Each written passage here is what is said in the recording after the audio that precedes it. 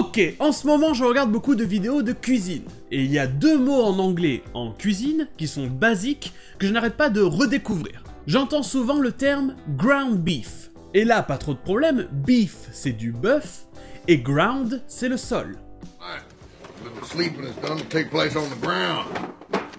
Donc à chaque fois que j'entends ground beef, je me dis ouh c'est un bœuf spécial, un bœuf du sol, du terroir, quelque chose comme ça. Et à chaque fois, 2 minutes plus tard, je me rappelle que ground, c'est la forme passée du verbe irrégulier to grind, qui veut dire hacher.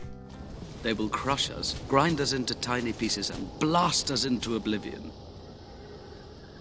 Et donc ground beef ce n'est pas du bœuf de sol, mais du bœuf haché. En clair, de la viande hachée.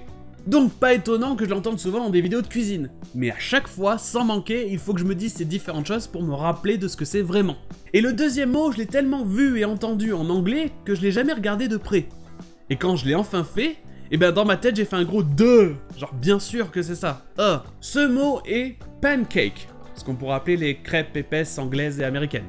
Et après des années à regarder des films et des séries, j'ai enfin réalisé que ce mot était fait des deux mots pan et cake. Cake, c'est un gâteau, et pan, c'est une poêle. Well, tell that to my frying pan.